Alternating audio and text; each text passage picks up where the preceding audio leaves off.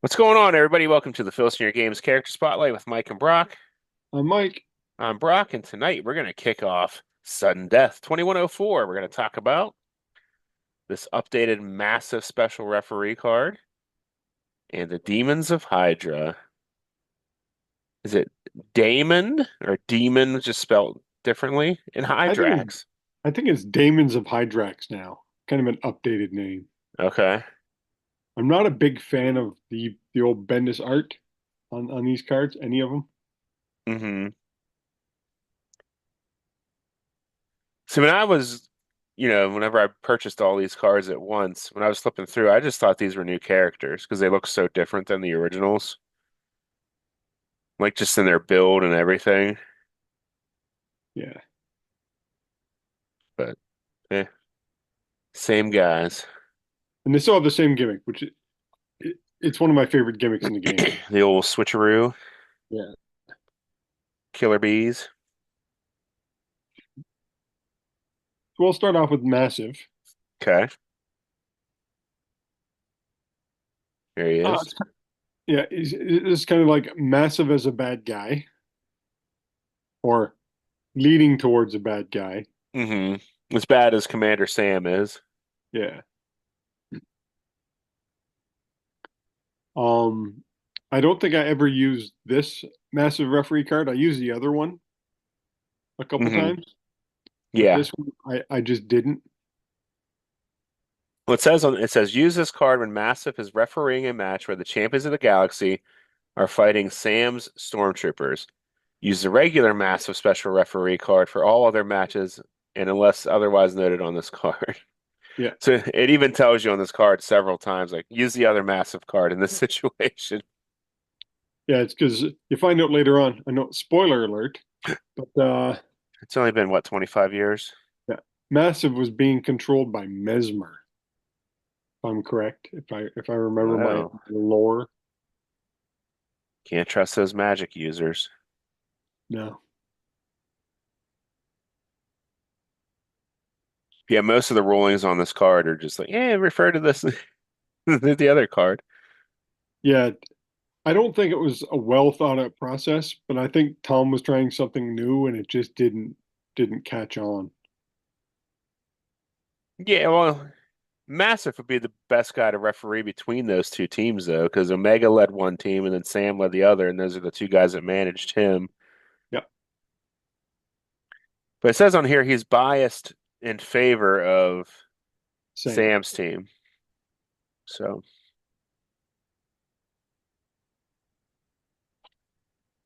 And it would make sense too, because on that team is his old tag partner and Powerhouse. mhm, which we'll be talking about next week. Yep. Old powerhouse. Another gimmick change for that guy. But like I said, I like the idea of a special referee card. I know some guys, especially in just going to swap over to Legends here. There's a few more extra referees in Legends, hmm and I know guys actually go, okay, this guy's refing this guy's refing this, so they all have something different. Yeah. And I always thought that could be neat in the GWF. You make say four or five different ref cards, hmm put it out as a little pack. I think there's four Legends referees on one card, if I'm not mistaken. Oh, is it just one? Okay, I see. There's more. I See think that there's more than just that, but I think there is one card that has four different referees on it. I believe. I could be wrong, but in the GWF, I thought you could do it where, yeah, this guy's more like the Danny Davis referee. So, hmm the bad guy's DQ drop, the good guy's DQ goes up, their countouts, and you know, there could do he could, tags where the the faces only tag out on like a 2 to 4 because he yeah. doesn't see the tags. Oh, I didn't see it. You can have a fast counting referee increase everybody's pin by two or something like that. Yeah, there's so much you can do with referees that I thought could be done. hmm So when I saw the massive card, And it does tell you that on the Massive card, lower certain people's distractor ratings, and Hmm. so it is an idea. I just don't think it was fleshed out enough, or they could even flesh it out a bit more. Yeah, definitely. Because the fact that it's to refer to the other card Yep. on a lot of these, they could have just, wrote the text here, I guess. But there's already a ton on here. Look at the back of this card. Yeah. There's so much text on here. Here's the thing, when I'm using cards like this, I forget about it more than half the time. Yeah. I just forget. I just do. So when I did use my Massive card, so I'd remember, I'd keep them in the middle of the. So I got wrestler here, and then the Hmm. Massive card right in the middle, so I could Yeah. I'm so bad at that. Just remembering to use the gimmicky stuff. like But that's me. I could remember, what they do. But that's what we should do. We should get Mike and Todd on here to talk a few different game mechanics. It'd be fun.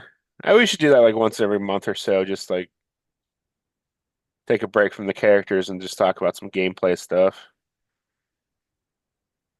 Could talk about that off the air though.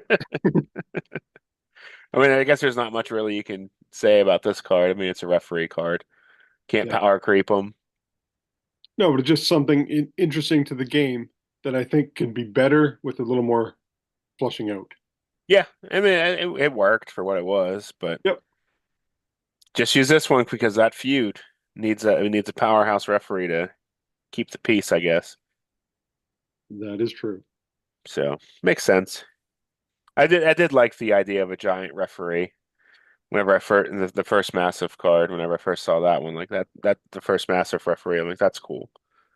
Yeah, you still see it every so often in wrestling, like this, special guest referee. Hmm. You know, that's one thing people don't remember. In I think WrestleMania 13, Austin Bret Hart, Yeah, and Shamrock. that Ken Shamrock was the referee, That was his debut, if I'm not mistaken. and, I've seen Shawn Michaels, when he came out wearing the bicycle shorts, and Which they just spoofed a couple weeks ago on NXT. yeah. So it happens. Hmm. It's definitely one of those tropes. They could do a whole set of like a wedding card and contract signing card and all the things that, go wrong. A wedding card would be That's it. As soon as we're done, I'm texting Todd. funny. Yeah, make a wedding card. Todd, we got some ideas. Heard it here first, folks. Yeah. Okay, let us spin over to the Daemons of Hydrax. Is that what they're officially called? I think so. It went from Demons of Hydra to the Daemons of Hydrax. Because they changed their names to Damon and Hydrax. Yeah, Why not? Actually, they solid. were, they were the Ninja Assassins, was their official name now. What was it? The Okay. Ninja Assassins. I like yours better. The Damons of Hydrax. I kind of came in at the rate as this story was unfolding. Wasn't it kind of implied that these were different characters at first? Yeah, it's one of the biggest swerves in the game, and it just kind of got brushed under the table. So everybody, and I mean everybody, thought it was Genghis Khan and Mitsuko. Or is that the terrorists? No, no, no. When they first come out as Demon and Hydra, Oh, yeah, yeah, everybody yeah. thought it was Genghis Khan and Mitsuko. Yeah. And then all of a sudden, Tom just wrote it like a little blurb in one of the booklets. Yeah, Genghis Khan and Mitsuko were seen at an airport. They left. They're What? getting out of Dodge. I do remember reading that now. You mentioned it again. They just left. It was just kind of funny where I was like, what? I forgot about those guys. I guess they really weren't major players. But it's interesting. So I got their cards here and I line them up, and just to see how they did. Like their very first feud was against Dragon Master and Quasar. Okay. So Dragon Master and Quasar I had as a tag team. And then for 2 years they feuded Suyoi and Akuma, Hmm. and then they feuded the Greek gods to a draw, and then Mesmer and Kor from the Circus of Terror, I teamed them up Hmm. as magicians, and then Lord Nexus and Ursa Major, they beat the unholy hell out of them for 2 years. And then Viper got replaced and they continued the beatings. And then Ursa Major and Viper went, I have an idea. Let's switch opponents. And they still got the crap, ever loving crap kicked out of them. And then Dragon Master and Rising Sun uh, battled them. And so they lost a tag to them as well. So, but Hydrax surprised me because he won a singles title. Really? Because he's the worst card of the two. Yeah, it wasn't done on purpose. So my planetary title, which is a secondary title for these guys, um, somebody won it, and I don't have the book in front of me because I completely forgot about it. But so they won the title. So their first title defense is usually against somebody uh, who's not ranked, just so they can get that one Yeah, shot. get that win, yeah. And yeah, Hydra beat him. Held on to it for one defense. That's funny. Yeah, his card, like usually a tag team has like one tank on like a permanent tag team like these Yeah, guys has like a tank on defense and then a tough offensive guy. These guys are both just offensive heavy. yeah, And have pretty like Hydrax's defense is really bad. He's yeah. got But he's got a three few extra downs. tags. He does, yeah, he's got a bunch of he's got a ton of tags, Yeah. but still that's Yeah. only a 50-50 I shot, I really guess. like using these guys are 5-time Intergalaxian tag champs with me. Hmm. They're always in the mix, but when they hold the titles, they don't hold them for long. Yeah, kind of got a glass jaw. I also think it's Darkos and his 5 distractor rating. Yeah. Doesn't help much, The, the the below standard distractor rating by today's rules. but they are fun to use. Like I had a great time using them, and I was happy that they got an upgrade. Hmm. Now it's a bit of I don't know how much of a raw rating upgrade they got. I could take a look here. Take a look, see But here at Damon went from a 1031 to a 2038, so he got a pretty significant bump. And then Hydrax went from a 225 to a 1938. So his um, tag rating went up a lot. The second number is for their in tag matches. So both of them got a significant bump. yeah, I know a few people who had them win their premier tag title, They but definitely I don't. could. They both have a double finisher. One's a +3. Yeah, I don't know if they could do it, but when you win the Intergalaxian tag 5 times, I think you could.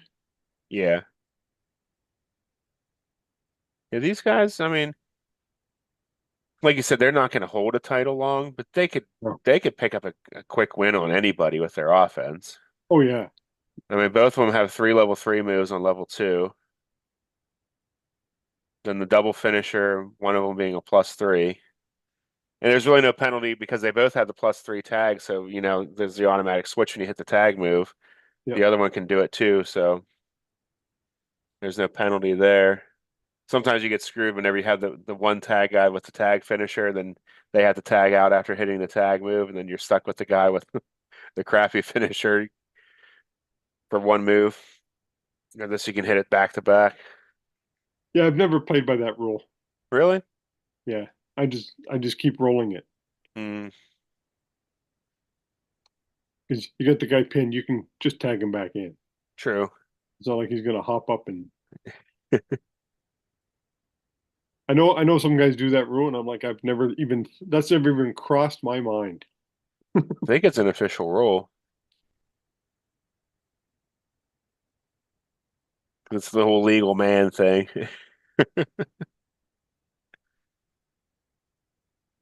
But you can tag out on any level of offense, so it doesn't really matter that much.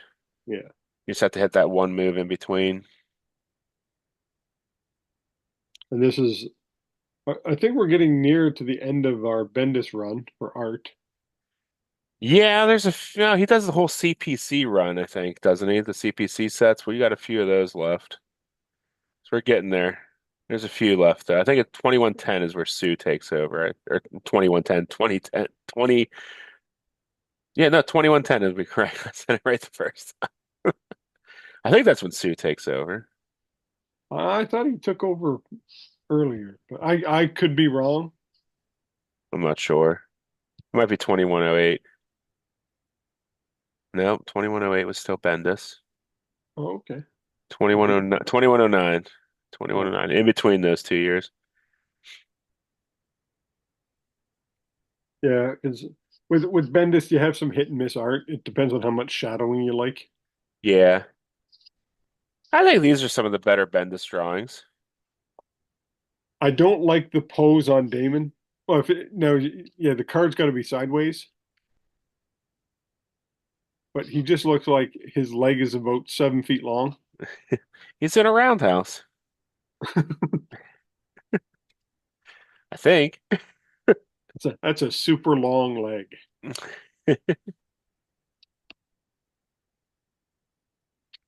And this guy's arm looks like it's on the wrong way. His elbow's in the front. It's Yeah. been hyperextended. Somebody get this man a doctor. But the facial the face looks pretty badass. Like he's looking down Oh at this. yeah. Yeah, I like the perspective of the pose. Like it's shot up to make him look more menacing. Yeah. Photography 101. We didn't have Jeff here, so I didn't grab my book, so we couldn't do the dramatic reading. The dramatic reading of the handbook. Yeah. Next time. I don't know where my handbooks are. I need to get them ready. Now, if we power creep these guys as a tag team, Uh-huh. how would you do it? You got to give them some kind of defense Yeah. other than a bunch of tags. I give them each one more comeback on level two, one more reversal at a level two. On Damon, turn a hurt two to a Damon two, and then on Hydrax, turn a hurt two into a Hydrax two. Do that, or because their strength and agility is not all that great. It's pretty average. Yeah, yeah. Damon's +1 agility, 0 power, and then Hydrax is -3 agility, +2 power. So he's a little bit better than him on that one, but Yeah. So if you make them, at least make one of them the because what is it? It's Damon is a -1 0 or something like that. +1 0. +1 0. So make him like a -1 -1.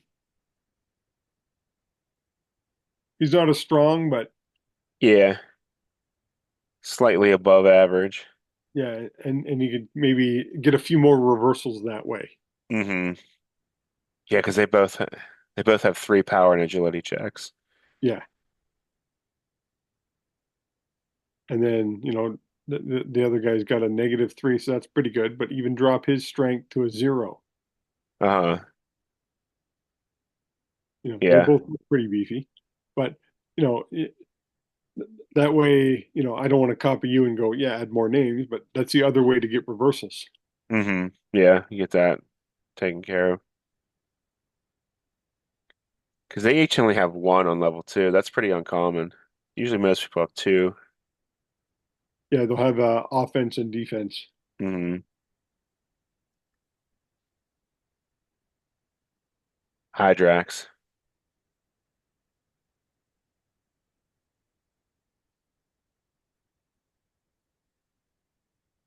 and then we can we can switch over to our Mount Rushmore. Okay. I'm just looking, going, oh yeah, did we? Oh, we haven't picked a Mount Rushmore topic. So let's do. We did uh favorite. Now we're getting closer to Halloween, so this will drop pretty much just after Oh Halloween. yeah. So let's do favorite Halloween movies. Well, Halloween scary movies. movies. Scary Scary movies. movies. Okay.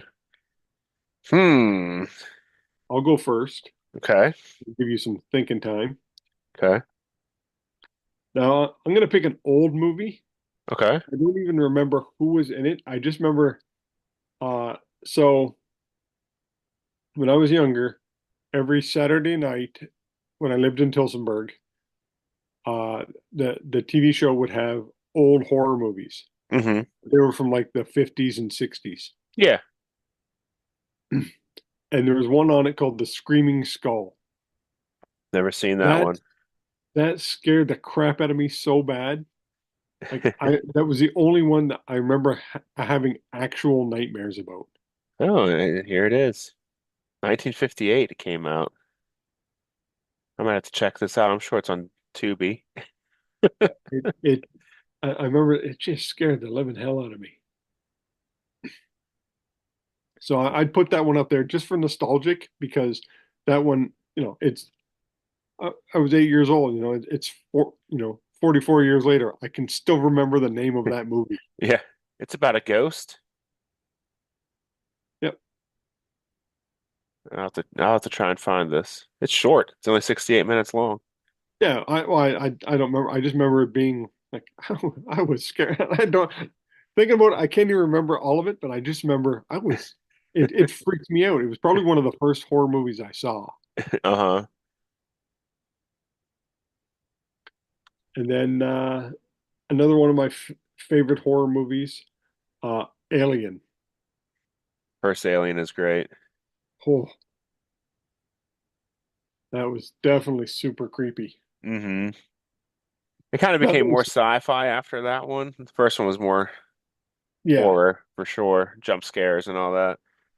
and the fact that I always found it weird that you're on a spaceship and everything is leaking. Yeah. Hey,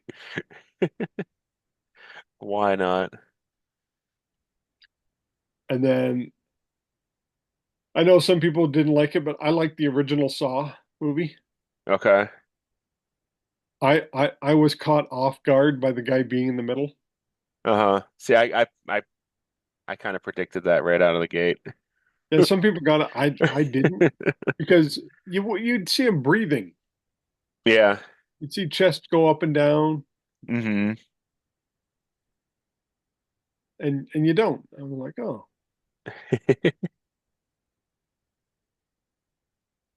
And so that's three for me. And then trying to think about an interesting because I used to watch a ton of horror movies, but as I got older, I seem to do less and less. But I'm going to go with another classic in Carrie. Carrie's good. Yeah, Carrie's a good one. not the remake, the original. Yeah. I like that movie. And then for my honorable mention, I'm going to go with another Stephen King in Christine. Okay.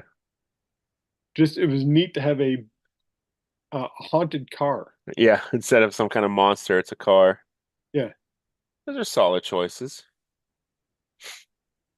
All right, I'm gonna go with the original Nightmare on Elm Street. uh, the old Johnny Depp Hmm. Yeah. His death scene is one of the most ridiculous things in any sucked into horror the bed. movie, Yeah, where the geyser of blood. Put the original Nightmare on Elm Street on there. Um, I'll go. Hmm. I like Evil Dead, the original one. That was the kind of black and white. creepy. No, not that night. That Night of the Living Dead will be my honorable mention. Oh, okay, that's what I was thinking of. Evil Dead, um, in the cabin with the weird like little trap door and the little demon thing underneath there. That was kind of freaky. Yeah. Um, I had Alien, but I'm going to switch to something else because you had it.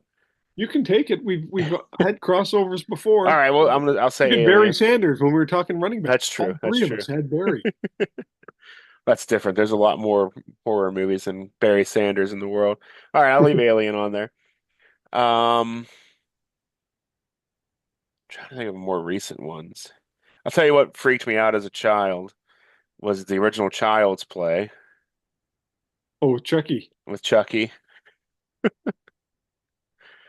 That freaked me out a little bit as a kid because I was really young when that came out, See, I just figured he was a doll.